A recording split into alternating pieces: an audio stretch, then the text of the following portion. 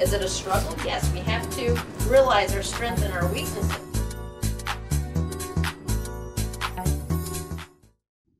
Hi, and welcome to Why Not? And I'm your host, Janice. Helping others to reach their goals by providing inspiring guests with the information that you need to know to get you from moving from here to there, from ordinary to extraordinary.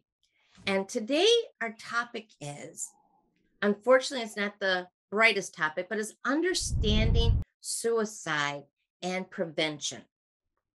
So in the last year, we've heard a lot of these different celebrities, TikTok stars, celebrities committing suicide, and this is a tragedy. Even hearing about teenagers and young people in middle school committing suicide. Well, we're here to talk about understanding it, the causes of it, and prevention, most importantly, the prevention. And today I have a wonderful guest with me today. He's been in our studio before. This is Anthony Ward Jr. He is a MSCP and LCPC. He is a family, marriage, and individual counselor outside of Evanston, Chicago, Illinois. He's going to talk to us about this topic of understanding suicide and how, most importantly, to prevent it. Welcome, Anthony. How are you today? I'm good. Thank you. Thank you very much for having me. Thank you for joining us. Thank you. I know it's not the brightest topics, but it's something that's really urgent that we need to talk about because we've Yeah. seen in the news over and over again over the past weeks, over the past year, especially with COVID, even more and more suicide, bullying over the internet, causing kids to commit suicide. Why do you think the trend is with suicide? And I guess first we need to tell our audience exactly what is suicide in case they don't know. Right. So suicide is taking your life in many different means. So it can be, um, you know, using alcohol, using drugs, using maybe a gun, hanging oneself. So those are the different types that people have. Um, and suicide is where a young person or any individual believes that there is no other choice for them in Mhm. life, right? So they're experiencing some kind of emotional or physical pain that is leading them to believe that there is like no out. Like this will never end. Whatever I'm currently experiencing is too large of a thing for me to Mhm. keep going. And so then they make the choice of taking their own life. That's what Right. suicide is. So they basically get to that point that there's no hope, but Right. that's not true. There's no hope. I mean, they may see it. So, how do we even get someone to realize that that's not the ultimate thing to do? And I assume that's what you do in your counseling. You have people that come to you and they have no hope. How do Yeah. you even talk to them about finding even other resources before thinking that is the answer? Right. So the first thing is really understanding people's point of view, people's issues, whatever thing that they're going through. So understanding their pain and where it stems from, what are the stressors. Um, I think that's the first thing is just understand why you feel such this gravity, this weight of this choice looming in your mind. Then we try to find something that gives them value, gives them meaning for life. So you go Mhm. from what's the pressures, what's the stresses, what's the issues to what are the things that can help you manage those things. They can bring hope to you. They can bring some level of connectedness to your support group. Seeing the world as a more place of an opportunity rather than seeing it as a place of of people just taken away from you, um, or that life is just too heavy. So first thing is just what's going on with you. Why do you feel what you feel? What will bring a change for you? What do you want to see differently? And then helping them make a plan towards that thing. So safety planning is really key. Helping them understand, okay, what are these thoughts you're having, these urges you're having, where they come from, when are they triggered? Do you have like an active plan? Do you really have intent? Have these been passive thoughts that are coming into your mind of like, what would life be like without me? Or active of like, yeah, I need to end my life. I need to find a way of dealing with this pain by a permanent solution. So oftentimes I like to challenge young people particularly, but anyone who's thinking about suicide or dealing with suicidal thoughts or urges, um, Mhm. that it's a permanent solution to a temporary problem. If we can help people see that whatever you're going through won't Mhm. be always, Right. we can help you find solutions for what you're currently experiencing. And so, really big on helping people really know what it is that they're feeling, identifying an emotion with it, really understanding what is the ins and outs of whatever problem or stressors they think they're having, and help them find other solutions, help them find ways of coping. So, some Mhm. positive coping strategies that they might have from things like yoga, exercise, uh, better diet, to sleeping well, um, Okay. to just identifying things that bring meaning to you and connecting with that, identifying a social group, support group that can help, and then Mhm. seeking mental health services. So when I'm talking with them, they're already seeking services with me. If these Right. are people within your life, you want to say, Okay. hey, can you talk with someone about that? So Hmm. I first have to realize what's actually causing their stressors. What's Hmm. causing them to have no hope? Hmm. Because most of the time, 100% of the time, it's just they're seeing overwhelmed because they are so blinded and the fact that they don't see there's other alternatives. They don't see this is temporary, what might be going on. You Hmm. know, situations of unfortunately bullying at school. Hmm. I look at there's 300 some million people in the United States. One or two people are bullying you. There's probably another 200 people in school you could be friends with, and Hmm. overcoming that who you are in yourself Hmm. to grab a hold of that, and spiritually even with God, to grab a hold of something else versus don't put your focus on those stressors that you see now. You may see that your work, well, I'm not bringing in enough money, I can't pay the bills. Well, there's other alternatives, and people need to see there's other alternatives, but they need to focus on, well, what is causing this? Hmm. What is causing this? Is it other people? Is it the world? Is it my thoughts, my thinking? And come to terms, what is it first? Yes.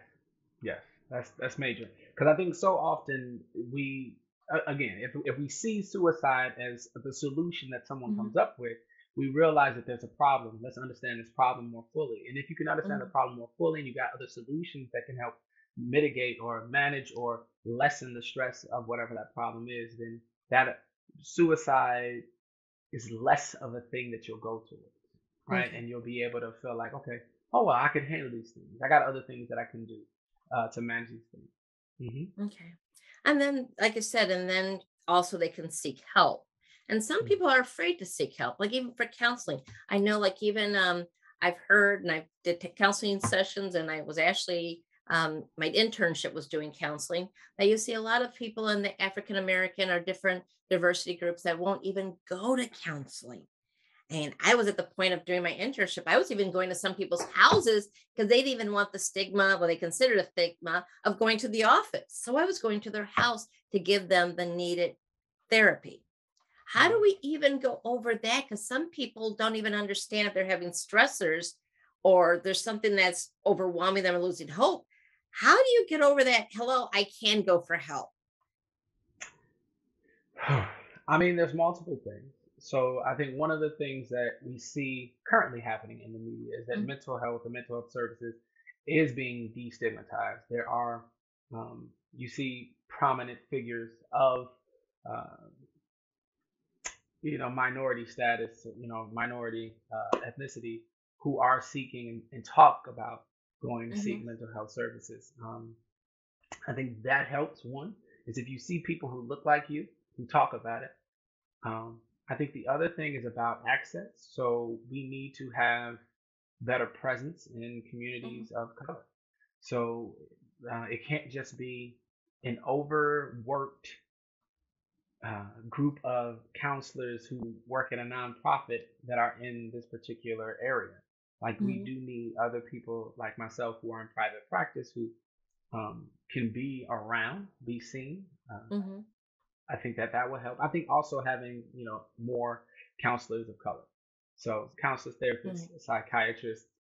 If you see people who look like you, you're less likely to see the stigma there, and you're right. more likely to be open, right? Mhm, So the fear is that if you go, that there's something really wrong with you. Um, but you can go for any reason. So Mhm. suicide is one of those big hot button topics, depression, anxiety. But you can go for, hey man, I'm struggling to adjust. Oh, we're having marital problems.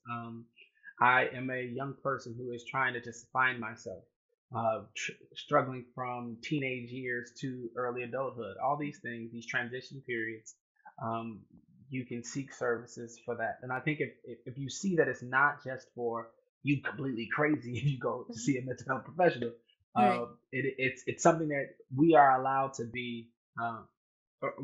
We are able to allow a person to speak and speak openly about what's going on inside of them. Sometimes the fear is that if I tell anybody about these deep dark thoughts in my head, Right.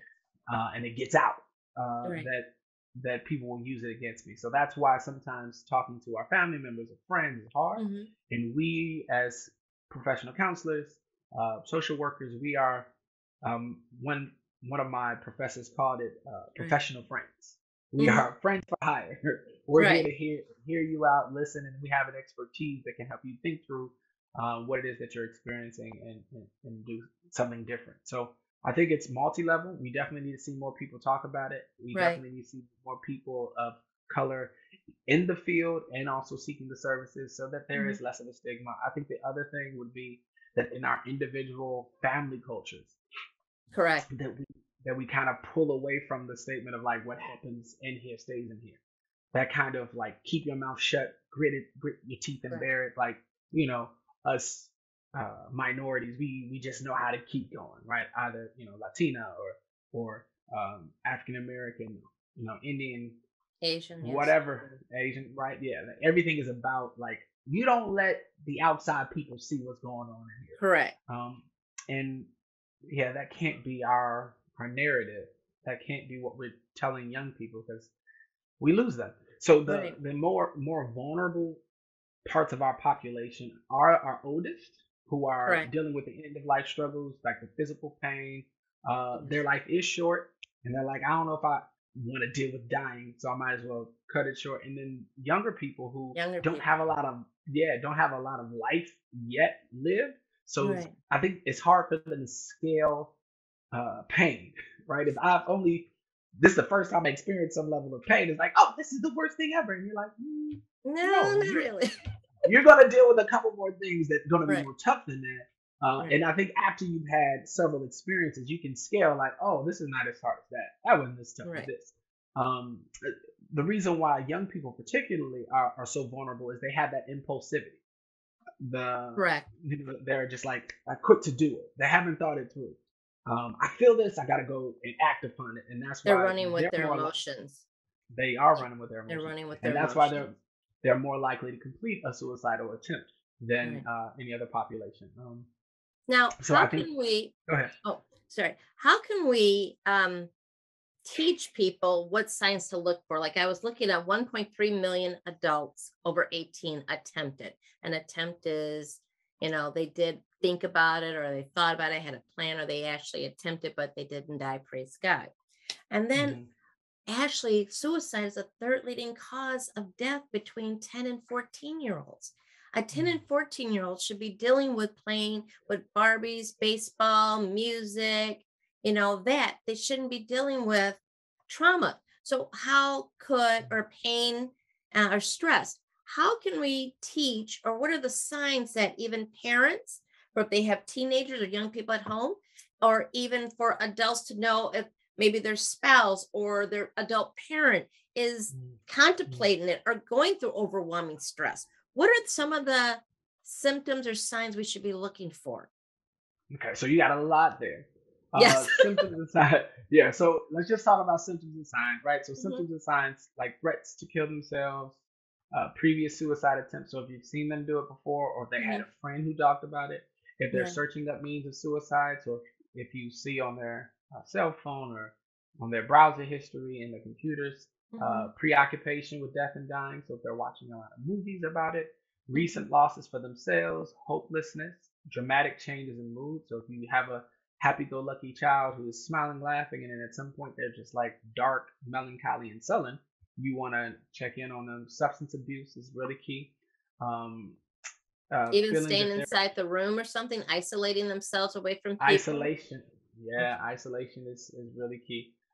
Withdrawing from social relationships. So anytime Okay. you see them going from being out and amongst everybody else and now they're not, unable Hmm. to sleep, or their sleep time is off, family Hmm. history of suicide, Okay. impulsivity and poor self control, health problems, and Hmm. any history of psychiatric diagnosis. Those are all of those like clear, like, hey, you need to check in on these people, see what's going on for them. As far as what I would, when you talk about like this 10 to 14-year olds, part of the reason why I think they're struggling more than any of the other population is that impulsivity, but also um, social media, their connection to the world. It's like too quick. Right. It's too much information all at once. Yes. Yes. Um, there is this experience of being on stage that we all have when we're in school, right? We assume that people are looking at me and they somehow know my shame, my guilt, whatever that Hmm. scarlet letter that we wear on our heart. We believe that it's apparently seen by those around us, Right. and it's not. But as a young person, it's hard to communicate that to them. It's hard to help them think it through. So the challenge for us as caring adults or parents is that we really need to be connected with what is coming into the hearts and minds of our young people. I think Hmm. too often we allow them to have connection to the world through the cell phone, through technology, through their entertainment, and we don't really know what's coming in. Right. Like we are like, oh, they seem to fine, but we just missed signs. We really missed a lot of the You signs. I do. really think that as a clinician, I do get frustrated um, when I don't see parents as aware as they should be. Like you have to be Mhm. aware of what they're listening to, what they're watching.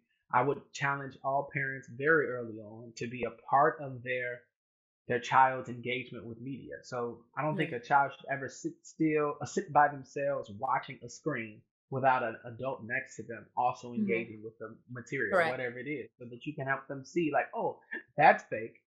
This is real. That's not what we think in our family. That's Right. not what we believe. And just help them filter all the mess that's going to come at them. So there should never be a time where they're in front of one of these glowing screens without some kind of supervision. I think Some type of if we, supervision.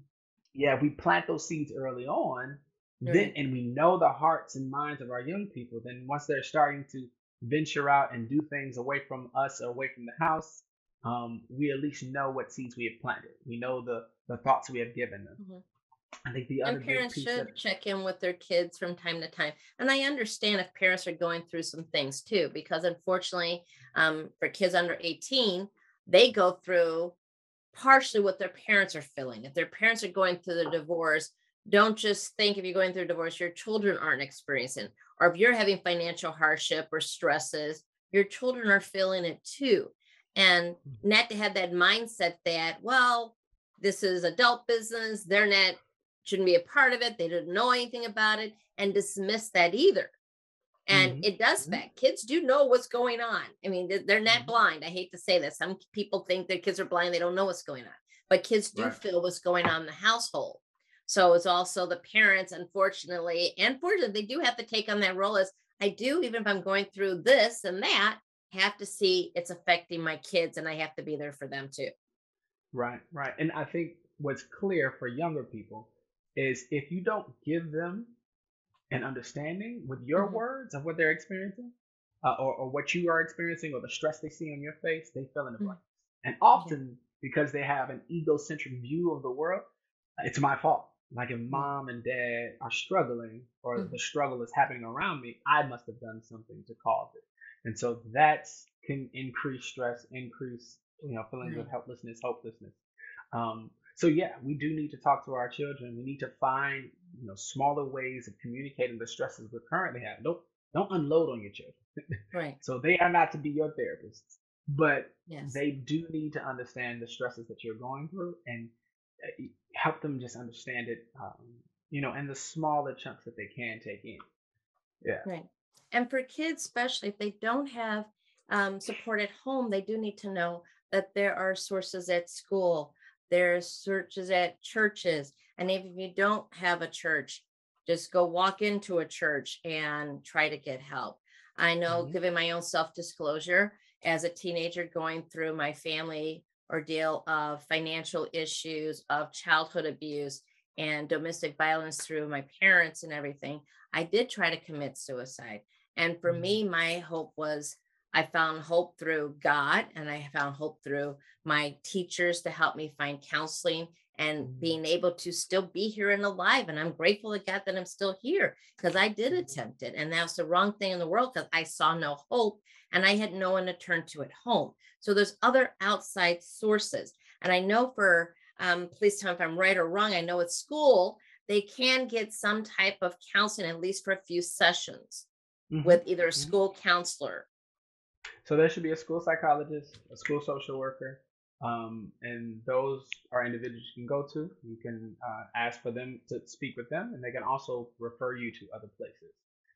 So yeah, anytime you feel like the where my mind is going is in a dark place, Mhm. please go and speak to someone in authority in the school, and they can guide you to where you would need to be. Hmm. Okay. What can kids do about even cyberbullying? And even as she goes for adults too, that we feel when we go on the social medias as we talk about, they start feeling like, oh, less confident. That's not me. And oh my, people are judging me. How can we get over that judging and just feel happy about who we are? I mean, if I'm being honest, my first suggestion would be just get off of social media. Or limit your exposure to it. So instead of having every social media outlet you can have, from Instagram to Snapchat to Facebook to whatever other ones that are out there, instead of going to all of them, have one Mhm. and use it well. So understand that it is entertainment. It is not. I might sound bad. It's not a news source, right? So Mhm. though we might share posts and posts might connect us to other places, it's not something that's going to really give you truth. You need to go and seek truth by finding something with actual pages, not just web pages. Um, Mhm. so I think that that's going to be a big thing. Just limit your exposure to it. I think the other thing is that comparison is the mother of disappointment. Like the more I Mhm. compare myself, the more I'm going to be disgruntled and not enjoy who I am. Because there's always going to be somebody who's prettier, smarter, faster, stronger. Um, and we weren't meant to compare ourselves to that many people. So Right. typically, you only compared yourself to the people on your block.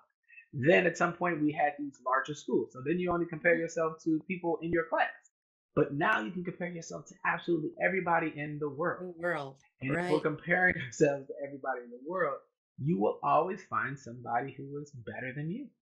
Um, I consider myself a pretty athletic guy, a pretty talented guy. Like if I were to go on YouTube, there are people who play the guitar better than me. There are people who are faster than me, stronger than me, can jump higher than me. And learning how to see those things, not to compare, but to be inspired by them, Right. right? Oh, that's amazing. The human ability to do something like that, to Mhm. challenge yourself, to grow your talents, that's an amazing thing. And if you, instead of comparing, just get inspired by it and say, what can I make? What can I do within my own talents, within my own personality and identity? I think that's what I would challenge. But social Right. media sucks. Please get away from it.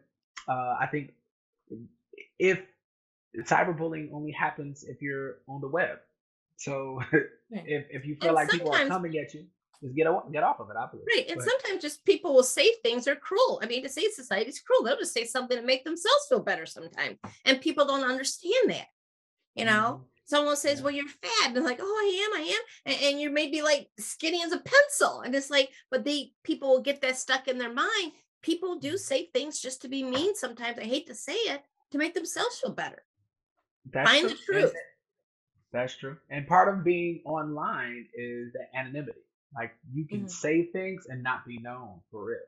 Mhm. And so people are more likely to say more hurtful things than if you were right in front of them. Because if they were right in your face, you might be able to reach out and touch them. You know what I'm saying? Slap them if you need to. But people can say really hurtful things. And then the assumption that the world is watching magnifies that experience. So if one person says something negative and then five people like the post, then you also assume every other friend that you know has seen Right. it and liked it. Uh, and then again, it just feels like I am on stage and everybody is seeing my pain and seeing my shame, Mhm. and that increases these feelings of hopelessness and helplessness. Okay, we're Hmm. getting a little short of time. Give me a couple pointers of what people can do if they're feeling hopelessness. What can they do on any situation if they're feeling hopelessness? What would you tell people to do? So first thing is permission to feel. You have to be willing to identify the emotion you're experiencing. Hmm. I would say journal it out. So write it down, make it plain, see it in front of you, and then figure out, okay, what is the worst part of this? So oftentimes, anxiety is the experience of the mind where you anticipate the worst possible outcome. So instead of thinking of like, okay, what's the worst thing that can happen? Ask yourself, what's the best thing that can happen? What's Hmm. most likely to happen? Because if you give yourself multiple options, you'll feel less stressed by the pain because you'll be like, okay, at some point this might end. So I think that's key. First is identifying what you're feeling, Hmm. write it down, then start looking for ways of coping that are positive ways of coping. Hmm. So I would the exercise, the walking, the getting out in the sun, getting yourself connected to people in real life, not just online, but in real Okay. life. Doing things to just pamper yourself, so kind of self-soothing things of take Hmm. a long shower, a cold shower. Uh, I got a sauna, go to the sauna, whatever you can do just to Hmm. engage with the body. I think Okay. that all those things that help you quiet the mind so that you can think more effectively about a thing. I think the other thing is find meaning. So could be religion, could be philosophy, Counseling. Hmm. counseling. Yes, we need to find ways of connecting the dots in our life's experience towards a place of Okay. positivity. And I Right. think those would be like some good things to start with. Okay. So the main three things is first figure out what's going on with you. Why are you feeling that hopelessness or stress? Write it down, you know. Hmm. Find something that's going to get you out of that negativity or that darkness. Do something for exercise, work it out, read, find something that of enjoyment to change your attitude from negative to positive and see a brighter outlook. And then third, if necessary, and should be possibly anyway, find a church, a counselor, a teacher, find some type of source, a parent that you can talk to, a relative. It doesn't even have to be a parent. Grandma, everyone loves grandma and those wonderful hugs.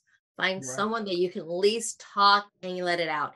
Yeah, even if, I mean, I prefer if you're really thinking about suicide, please talk to someone about it, but also just talk to someone about the problems you have would be great. Mhm. Just Yeah. get that out. Yeah. Yeah. Okay. Agree. Hmm. Agree. There are ways that we can help people and people can help themselves, but that suicide is not the end. It shouldn't ever be a choice on the table. That is a word, in my opinion, we should take out of the vocabulary, that it Right. doesn't exist. Well, if it didn't exist, yeah, we only need it there because it's a problem that we have to face. Yeah. So we Yeah. need to find ways to remove it and people to realize it needs to be gone in our vocabulary. Yeah. Yeah. Well, I want to thank you, Anthony, this is Anthony Ward. He is an MSCP and an LCPC in private practice for family, marriage, and individual counseling. Our topic today was understanding suicide and prevention of it. Please, if you're thinking about it, I pray not, but if you are, there are hotlines, National Suicide Prevention Lifeline, you can call. In July of 2022, it will be a national hotline. You dial 3 digits 988, but please look up the number. If you need help, go to a counselor, teacher, family member. Immediately go find someone for help. Okay. Thank you for coming. Thank you, Mr. Ward, for coming. Thank you for everyone watching. This is Janice with Why Not. Like us on Facebook and YouTube, and see you next time. Bye-bye.